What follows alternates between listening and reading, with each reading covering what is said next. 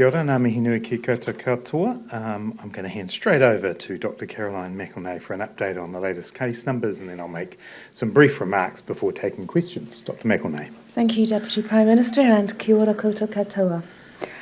1 p.m. media statement from the Ministry provides a comprehensive summary of today's cases, so I'll just provide a brief overview. There are 173 new COVID-19 cases in the community being reported today. Of these, 154 are in Auckland, 15 are in Waikato, 1 is in Northland, 2 are in the Bay of Plenty, and 1 case is in Lakes DHB. We are also advising of a new case in Canterbury, but this case is a known household contact who was already in isolation. The case actually came in after our usual cut-off period this morning, so is not included in today's official figures, but will be in tomorrow's figures. For hospitalisations, today there are 78 people in hospital with COVID-19, including 1 person still being assessed. 7 of these patients are in ICU or high dependency units. 75 are in Metro Auckland hospitals and 3 are in Waikato Hospital.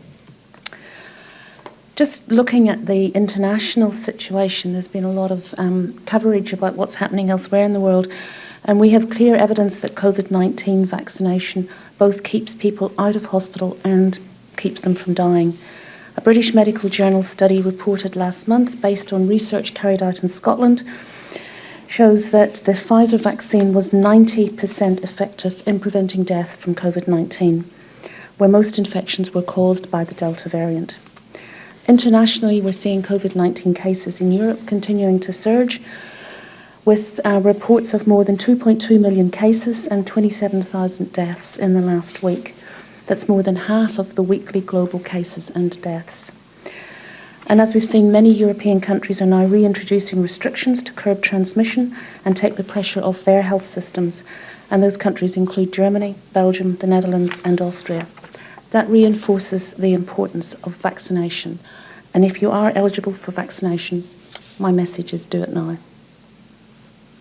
On My Vaccine Pass, you will have seen the Ministry has now issued more than 2 million My Vaccine Passes. That means more than half of all vaccinated New Zealanders now have their pass. That's an incredible effort in just over a week, and thanks to everyone who's already done that and got their pass. My Vaccine Pass is an official record of a person's COVID-19 vaccination status, and that will help you access places requiring proof under the new COVID protection framework. And of course, that comes into effect from next Friday. We expect the demand for My Vaccine Passes to keep increasing, so we've today introduced other ways that people can get their pass. There is now the option to receive your pass through the post, and over the next couple of days, people will also be able to go to 400 pharmacies across the country to request their pass. Those pharmacies can be found on the Health Point website. There has also been an unprecedented number of people calling the 0800 number. To help meet this demand, we have also increased our call centre capacity, and there are now 3 call centres, all operating extended hours. And finally, today, I'd like to acknowledge our frontline healthcare workers who are continue to play a crucial role in keeping us all safe and well. These workers, especially in Tamaki Makaurau, are working under significant pressure, and this has had a big impact on them, their whānau, and the way they live their lives. I know this is a tough situation for everyone, but I want to say that your mahi has not been unnoticed, and we really thank you for what you're doing. Please, everyone else, acknowledge the work that health workers are doing at this time and going forward, and remember to treat our health professionals with courtesy and respect. Back to you, Deputy Prime Minister. Thank you very much, Dr. McElnay. The 8th round of the wage subsidy opened for applications this morning, and the period covered by this round will include some of the time that the country will no longer be in the alert level system. I want to assure those who are eligible for the subsidy that this payment will go out as usual, and you'll be able to use a period of time for your revenue drop that is both in the alert level and the new framework. Also, the 6th resurgence support payment opened for applications this morning. This is the second of the resurgence support payments where we have doubled the rates. Again, even though we will soon move into the framework, this payment will remain open. Since the beginning of the outbreak, we have paid out more than $6.2 billion across both the wage subsidy and resurgence support payment schemes. I also want to give you a brief update on vaccine progress. By midday today, 13 DHBs have vaccinated more than 90% of their eligible population with their first dose. This is the 3 Auckland DHBs, Waikato, Hawke's Bay, Mid-Central, both Wellington DHBs, the Wairarapa, Nelson Marlborough, Canterbury, South Canterbury and Southern. These are all fantastic achievements, and the hard work that's gone into getting there deserves to be celebrated. More DHBs are closing in on the 90% mark, boosting New Zealand's overall first dose rate, which now sits at 92%. Only 7 DHBs are yet to reach the 90% first dose milestone. Taranaki is sitting at 89.1%, just 917 doses short. Bay of Plenty is at 88.9%, 2,293 doses away, and both of these should reach their milestones early next week. Only 19,408 first doses are required for all 20 DHBs to reach the 90% mark. So this weekend is still a great time to get vaccinated, and also to make sure you get a second dose if you've had yours first one more than 3 weeks ago. Finally, before we go to questions, can I remind people that today is the day that bookings open on Book My Vaccine for booster shots of Pfizer. Booster doses are available free for anyone in New Zealand aged 18 years or older who has completed their 2-dose course more than 6 months ago. Our healthcare and border workers are a priority group for booster doses because they are on the front line against COVID, and of course many of them completed their vaccine course 6 months ago or longer. We also encourage our older people, including kaumātua and those in residential care, to take up this opportunity as they become eligible. And it's also worth noting that from today, bookings are available for the AstraZeneca vaccine as well. Happy to take your questions. So Brian Roche, we'll go to Amelia first. Thank you. In his latest review of the outbreak, Brian Roche says the outbreak shows the, quote, very poor level of preparedness of hospitals for Delta. Delta emerged in the world last December. What were you doing that entire time to prepare? Well, the health system's been both dealing with COVID and preparing for outbreaks of COVID continuously since the beginning of 2020. Obviously, while Delta was emerging overseas, it hadn't arrived in New Zealand, but the system was preparing itself. And I know from the conversations that the Minister of Health, the Minister of COVID Response, and indeed the Ministry of Health has had with DHBs, they have been in a period of continuous development, improvement and preparation. Mr Roche's job is to present us with his free and frank assessment. He's done that, and what I would note is that we have further stepped up that preparedness even since his report was produced. I will just offer Dr McElnay the chance to respond to that. I've got nothing to add to that now. It was preparing itself when he says that there was a very poor level of preparedness. Your statement doesn't match his assessment of it. Well, what he's as I say, his job is to give us his free and frank assessment. What I do know is that the health system has been continually developing its capability to deal with COVID-19 and with Delta. He's entitled to his view. What we're focused on is, having received his report, we go back to the DHBs and we make sure that we work with them to address the issues that are raised. So do you accept that the government's unpreparedness for Delta has cost the economy billions? No, not at all. I think you're drawing together two completely different points there. What Brian Roche is saying is that he raised issues about the health system's preparedness. That would not have changed the decisions that we made around putting restrictions in place. The health system's preparedness doesn't relate to the fact that we needed to step in to stop the spread of COVID. He also said that you needed rapid antigen testing as a matter of urgency, that MIQ needed a fit-for-purpose plan, and none of that was in place by the time Delta hit. How can you say that you were prepared? Well, we can say we were prepared because as a country you can see that we've managed to slow and minimise the spread of Delta. No country in the world has been able to eliminate Delta. We as a country, I think, have done very well comparably in managing and minimising it. Does that mean everything was perfect? Absolutely not, but we learned the lessons that Mr Roche and others put forward. So You maintain you were prepared for Delta? I maintain that the health system has done well in managing an outbreak of Delta. I acknowledge things won't be 100% perfect, and Mr Roche has raised a number of issues which we have been working on. And for example, you heard the announcements yesterday about rapid antigen testing. MIQ, we have continually tweaked all the way through the process, and obviously we've made announcements about that as well. You told you that in September that you needed to implement them as a matter of urgency, and it still took you 2 months to do all of those points. You'll be aware that we undertook the trial process with rapid antigen testing, and while rapid antigen testing is and will be an important part of how we manage COVID, you'll also note there have been reports in recent days about the limitations of rapid antigen testing as well. We've moved carefully through that, but we absolutely listened to what Mr Roche has said, and we've responded to his report in a number of ways. Minister, Jason, how concerned is the government of the reports about the new heavily mutated virus variant B11529 that is currently in South Africa that's causing some concern? The first thing to make clear is that we've checked with ESR and there is no variant of that nature that has come into New Zealand. The advice we've had at the moment is that it is a good example of why we need to be cautious. There's no need at this point to be alarmed about it from a New Zealand perspective, but it does point out the fact that the global pandemic is still going. And New Zealand's response needs to be careful and methodical and cautious while this is happening. I note that the WHO is due to meet, I think, overnight to make its assessment. There is still some debate about the transmissibility of this variant, and I'm sure as we listen to the experts we'll learn more about it. But it quite clearly is evidence that this pandemic is not over. I completely support that. We are closely watching, and just to add that every case that comes in across the border, we do whole genome sequencing on that. We continue to do that, and that's where, if we saw it, we would pick that up at the border. Jason. Have you got contingency plans or any sort of plans in place for if the virus or somebody who's carrying the virus does come to New Zealand? Do they need a separate MIQ, a separate isolation facility?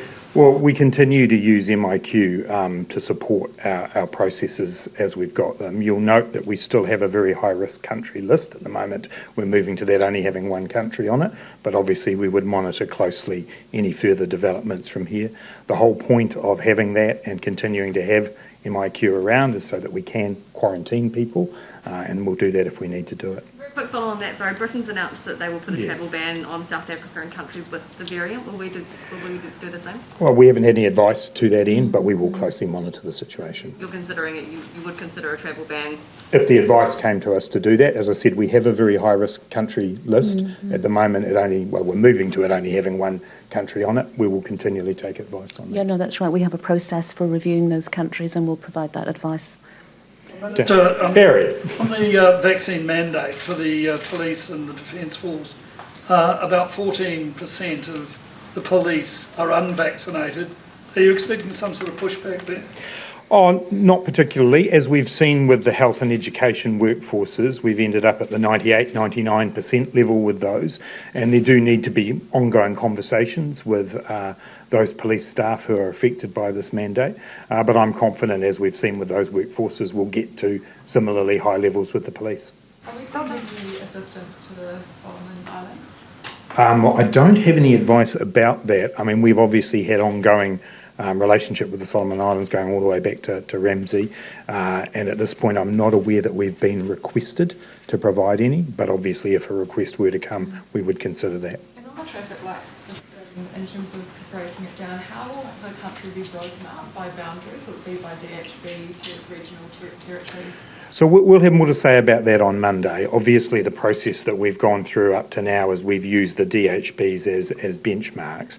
Clearly those DHBs are very large areas, and so we are going to take some advice on what the best way of doing that going forward from here is.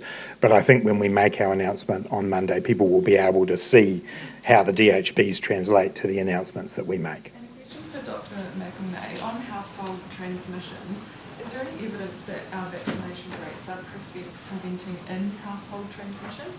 Slowing that down? Yes, there is. We are analysing our own local data to be able to show that. But what we know anecdotally from cases that have been in households, that there are household members who are vaccinated who do not subsequently become cases, and other members of that household who weren't vaccinated did become cases. So we are seeing that effect of vaccination even in a household situation, but acknowledging that in a household situation, that's where you're going to get the most transmission.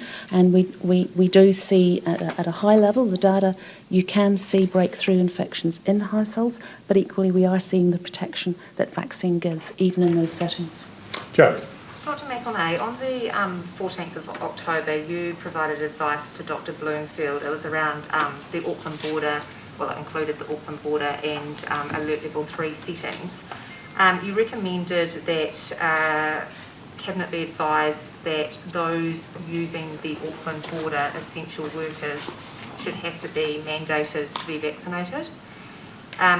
Over the course of the next fortnight, Dr. Bloomfield on many occasions said to me that that wasn't necessary and that testing would suffice and that there was no need to mandate essential workers crossing the Auckland border.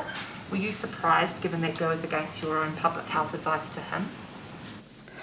I can't recall the details of that particular piece of advice around mandation of vaccination of essential workers. Is that what your question was? It was a memo on the 14th of October. You were asked a series of questions which you came back with the answers to. One of the sections was around the Auckland border and those who were crossing it regularly as essential workers.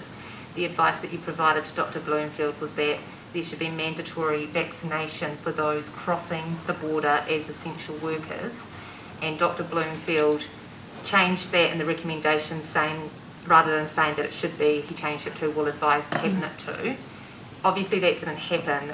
Ministers Hipkins, yourself, Grant Robertson, and the Prime Minister have all pushed back on the necessity for that, also the difficulty that there would be in doing it. However, that clearly goes against your public health advice. Yes, yeah. Well, me and my team, we provide the best advice that we can give in this situation, and that's part of the advice and the subsequent policy making situation. We don't always, we're looking at it from a very pure public health perspective, and sometimes there are significant other factors that need to be taken into consideration. So that's the process that then the DG receives that advice. Obviously, he then provides his own advice on top of that, and then it goes to ministers for discussion and decision. Yeah, and just to follow up on that, Joe, that it is a process whereby the Director General not only takes the advice from Dr. McElnay and her team, he's also part of a wider group that includes a range of different government agencies and other advisors, and then he in turn turns that into advice that we get. And so some of those logistical issues that you're talking about have to be weighed up against the balance of the value of what was proposed. And so I'm actually not privy to the exact thinking that Dr. Bloomfield had here, but that is the process that we have. Can I just ask you though, Dr. McElnay, do you believe that the border was left somewhat exposed because the decision was made not to mandate vaccination for those workers going backwards and forwards across it? I think there's been a very tight management of the border, as we've seen with the number of cases that have been in Auckland and the very small number of cases that have actually been seeded outside of the Auckland border. I mean, our advice is always by nature going to be highly precautionary, of course, but I think what we've seen in the management of the border has actually delivered a very secure and precautious approach to the situation. Thank you. And just lastly on that, Minister, do you not think that given the responses that I had over quite a number of days from a number of you, it was somewhat dishonest not to mention that the original public health advice around that was that mandated vaccination should have happened? Oh, well, no, I don't agree with that. I'd have to go back and look at the transcripts of our exchanges to see if I felt there was any concern about that, but we were operating off the decisions we'd made and the advice we got from Dr. Bloomfield. Clearly, if there is evidence that there was a different chain of advice coming through, I'm not even sure that I was especially aware of Dr. McElnay's advice, but I'd have to go back and check for you. Well, no, we've spoken to it. So go to the table, just take a couple more and then come back. Letter today, it said the outbreak it exposed the shortfall in proper engagement of loading providers in the outbreak and overall response. Did you accept that criticism and did that criticism kind of lead to the extra resources being provided? Certainly I accept the fact that it's been an ongoing piece of work to improve the relationships and the dialogue with Māori and iwi providers. That's just natural as we're ramping up a response and a level of activity that we've never really seen before. So we have been continually developing those relationships. We were also very aware, as we saw the way the vaccination program was rolling out, that we did need to put more resource into supporting the Māori vaccination program, and we did that. I'd also note that half of that funding is also about community engagement and supporting iwi, whānau and hapu to develop their own solutions in the way in which outbreaks are managed. So this is why we have these reports. We do listen to them, we do take them on board, but we were already in a process of developing and enhancing the Māori vaccination program. Given the way that the outbreak has progressed, I mean, should that have happened much earlier? Again, it's not that it wasn't happening, it's just that there was an obvious need to keep improving and developing it, particularly as we saw the way the vaccination program was rolling out. So it had always been there. What we've done is put more resource into it.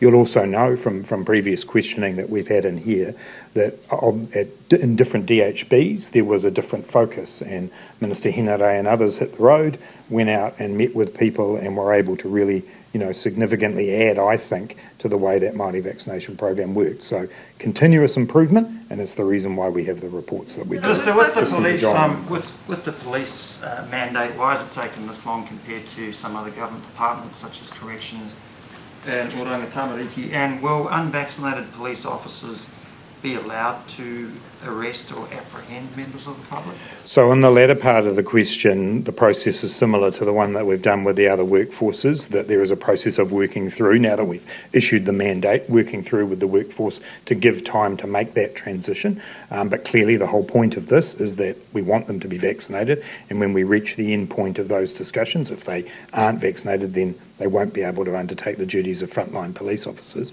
In answer to the first part of your question, we've been purposefully working through mandates here. We take these decisions very seriously. We do not want to issue mandates where we don't believe that there is a very pressing need to do so. And obviously with both the police and the Defence Force, they find themselves in situations where we believe it's appropriate, but we were simply taking it step by step. Considering that police are often engaging with some of the most vulnerable communities, including communities that are frequently borne the brunt of this outbreak, is it fair on them that, as we speak, unvaccinated officers can engage with them? Well, again, this has been a progressive program, and we've got around, I think it's about 88%, I thought, Barry, but 86, 88%. So we've got the vast bulk of those police officers who have been out there on the front line in that situation, but it's one of the very reasons why we've taken the approach to mandating that we have. Did Jenna want her question, Tova, or do you want to? It's the same question as for a colleague, so we've spoken to a daycare, we work for the same company. Now. We've spoken to a daycare where at least 5 kids have caught COVID. Parents say they were given inconsistent messages by contact tracers, and that's resulted in kids going back and getting exposed. Is that good enough? Well, obviously we want consistency of message, absolutely. I'm not privy to the particular case that you're raising. In general, I think the Auckland Regional Public Health Service has done a really good job in getting information out, working closely with centres. So when we do have outbreaks that involve educational settings, there is quite an established process for working with that centre. So I don't know the specifics of this, but I know that that is something that they take seriously. People are allowed at a private party or gathering under red, and under what conditions? So under red, the gathering limit remains 100 if you're vaccinated, and if you're not, it will be 25. Are people in level red expected to ask the vaccination status of their friends and family over Christmas so they can have a bigger gathering of up to 100 people? If people are wanting a gathering of up to 100 people, we would be expecting that to be a gathering that was one with vaccinated people, and obviously there will be means by which they can check and assure themselves of that. Have you been? Oh, sorry, Peter and then Jared. Can I just ask a question on behalf of our friends over at 7 News Australia? They're doing a story. I've interviewed a woman whose 3-year-old daughter and only child is stuck here in New Zealand. She went to stay with her nan when the borders closed in June. The family can't afford the cost of quarantine here and then back over in Queensland as well. Is there any way that you could make a special exemption so that the mother could pick up her daughter without doing that quarantine on this end? those decisions about exemptions and exceptions are ones that find their way through to the Director General of Health. So I'm not in a position to say whether or not it would fit within the criteria that's there. I mean, there certainly is an exemption process, and I would encourage them to apply under that exemption process. Does that sound like something that we would want to help with? These are the challenging, I mean, obviously, when you hear circumstances like that, it's very difficult and challenging. But unfortunately, with both sides of that arrangement, because Queensland operates a form of isolation when you return, as well as New Zealand does, it does create quite a difficult, specific set of circumstances. We make our decisions about isolation periods based on public health advice, and so we tend not to vary them without there being a very strong case. On the prima facie, on the facts that you've said, that sounds like a really challenging and difficult case. And as Dr. McIlnay says, I'd encourage the people to apply. Sorry, Barry, I did say. Have you been advised by the police in writing that the traffic light system is going to be impossible to police? I don't know that the language that would have been impossible. I mean, we had discussions when we were talking about how we would manage it with police, and they were very closely involved in those discussions with Waikato and the Ministry of Transport. I do know that they are comfortable with the position we now have with the spot check approach. So the police are comfortable with monitoring the traffic light system? Absolutely. On the new variant, can I just clarify, is the government doing anything proactively to prepare New Zealand for this variant's eventual arrival, other than watching what happens overseas and waiting what comes out of Perth's meeting?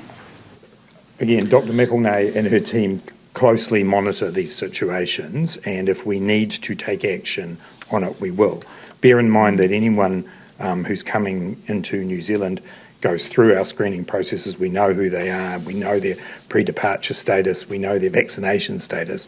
So we have had to, throughout this pandemic, constantly evolve to the new mutations of the virus. The core elements of our approach are designed to deal with whatever mutations there are.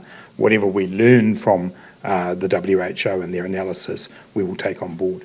No, that's right, and that's the really important bit, is what is actually different about this variant and how might it express itself, and that's what we'll be looking at really carefully to then see what we need to do to be prepared should it arrive. Concerns are about the fact that it will lessen that vaccine kind of efficacy, I suppose, or the efficacy of that.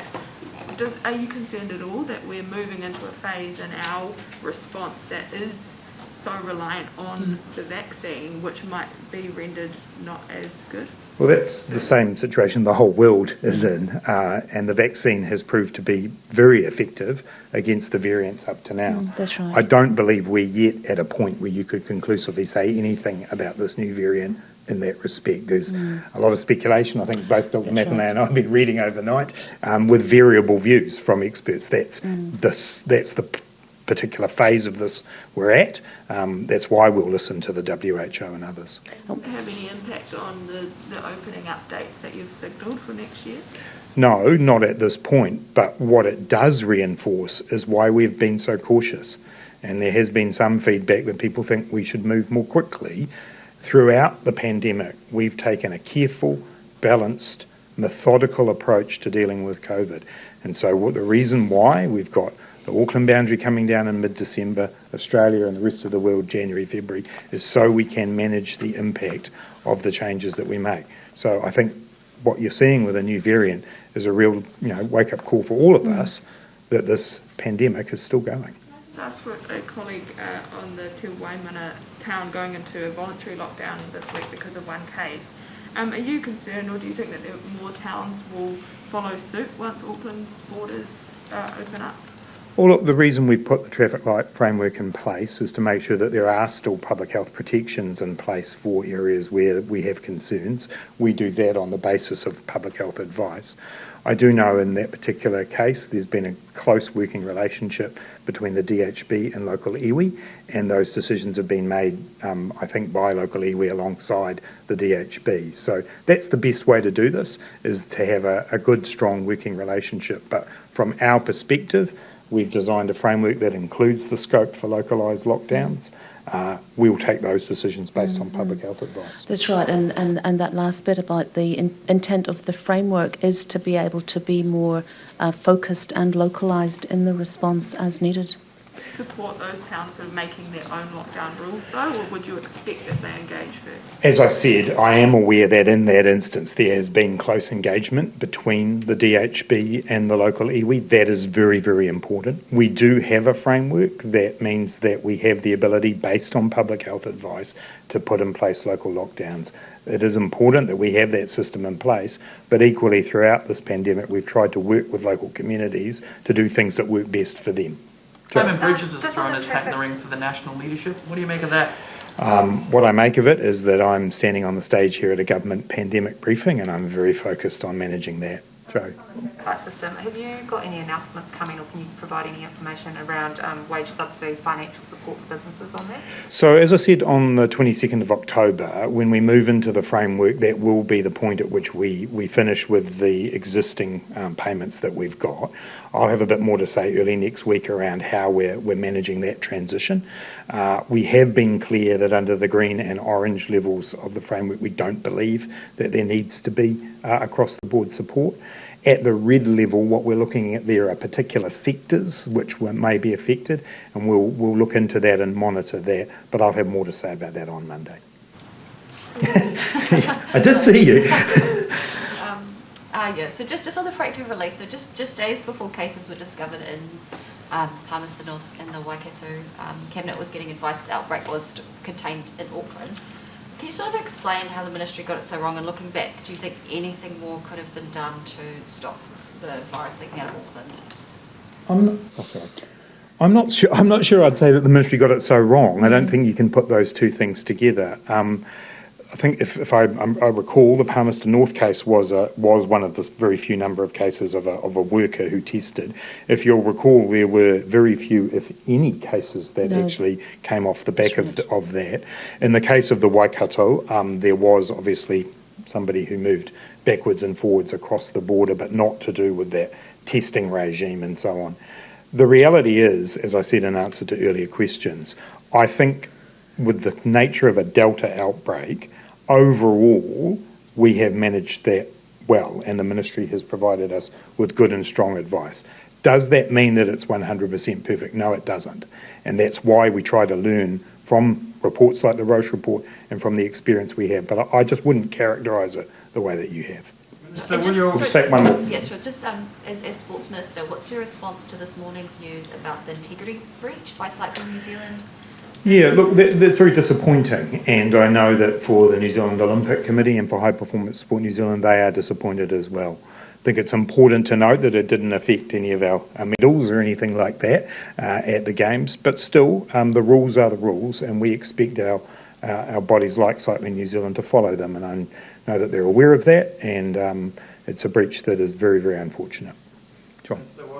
What will your next business support plan have for the international education sector, and also how set in stone is that April 30th date, because that's 2 months after the academic year starts? So I know that Minister Hipkins has been in continuous conversation with the education sector around this.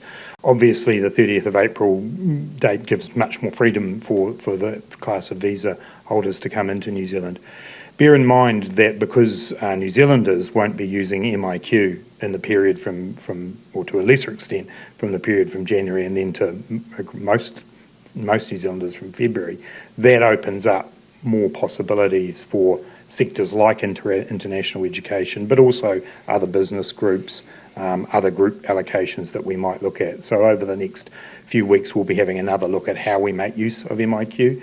It won't necessarily mean that all of the MIQ facilities that we've had are still being used in the way they've been used, but it does open up some possibilities. And just finally, I also know that Minister Hipkins has been talking in terms of the move to more self-isolation, how tertiary institutions might be involved in that. So he may well have more to say about that soon. The key factor? It'd be one of the factors. The other would be the conversations Minister Hipkins is having with the sector around their ability to manage a more self-isolation model. Wouldn't you also then need to change border exemptions to let the students in, given that it's only Kiwis who are allowed back at the moment. So we've already done group allocations for international students. I think we had about 1,000 of those, and Expand that. potentially, In January. Space in MIQ. potentially, yes. All right, everybody, have a good weekend.